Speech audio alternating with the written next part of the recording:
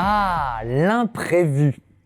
Ce petit grain de sable qui vient systématiquement perturber toute l'organisation bien maîtrisée que l'on avait mise en place. L'ordinateur qui lâche au moment d'une présentation à enjeu, la question piège de mon N+1, l'arrêt maladie de mon meilleur collaborateur, la crise sociale sur une usine de production. La vie managériale regorge de situations d'imprévus. Si manager, c'est agir dans l'urgence et décider dans l'incertitude, la seule chose qui serait véritablement étonnante serait que les choses se passent comme prévu. Parmi les compétences essentielles du manager figure donc la capacité à improviser. Providere, ce qui ne peut être prévu d'avance. Je ne peux pas prévoir, mais je peux me préparer à l'imprévu. Comment ?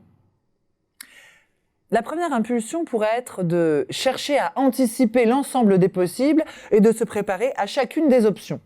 Travail de titan, stress garanti. Est-ce que j'ai pensé à toutes les situations possibles ? Et si, plutôt que de penser à que faire, on choisissait de se concentrer sur dans quel état me mettre ? Comment je peux développer un comportement efficace et pertinent qui me permettra de faire face à toute situation d'imprévu. Je vous propose 4 étapes pour plonger dans l'imprévu.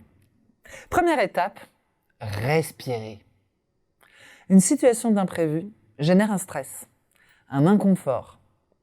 Certains deviennent agressifs, d'autres s'agitent efficacement, et pour d'autres encore, c'est encéphalogramme plat, le syndrome du lapin dans les phares. C'est notre cerveau reptilien qui, nous croyant en danger, prend les commandes. Il est efficace pour fuir ou attaquer, mais il n'a aucune créativité. L'enjeu, c'est donc de le mettre en pause, en appuyant sur le bouton stop.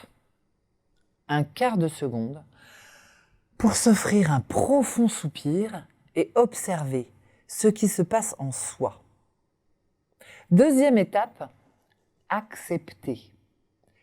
Cet imprévu que nous vivons n'est certes pas la situation idéale, mais il n'y a rien d'autre en magasin. Donc accepter consiste non pas à se résigner, mais à faire le deuil de la situation idéale et à se saisir de ce qui est pour pouvoir le transformer. Et parfois faire d'une contrainte une opportunité. C'est un processus qui n'est pas naturel. Dans une situation donnée, notre cerveau dépense beaucoup d'énergie pour élaborer un schéma de réaction. Et il aime retrouver des situations connues pour lesquelles il peut réutiliser des schémas existants. C'est également un processus émotionnel qui peut secouer nos valeurs et nos croyances profondes. Troisième étape, observer. Il s'agit de porter son attention avec calme sur la situation en cherchant à identifier avec le plus d'objectivité et de précision possible.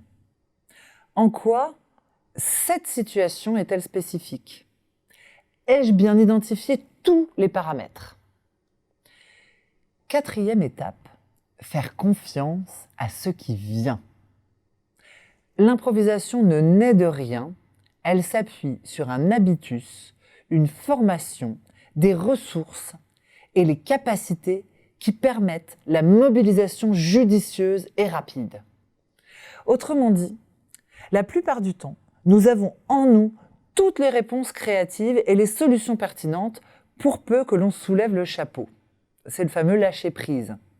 Sous le chapeau se trouve la somme de nos compétences, connaissances, expériences nécessaires à gérer cet imprévu. Mais nous n'y avons pas accès à cause du stress, de la précipitation, de l'enjeu. S'il y a une performance, elle est dans la détente et la capacité à laisser venir. Cela passe notamment par tranquilliser son rapport à l'erreur. Vaste sujet. Toute interaction humaine relève de l'imprévu.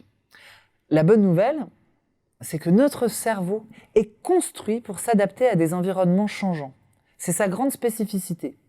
Alors, plutôt que de chercher un illusoire contrôle total, il est temps de capitaliser sur nos capacités naturelles à se préparer à l'imprévu et de les développer.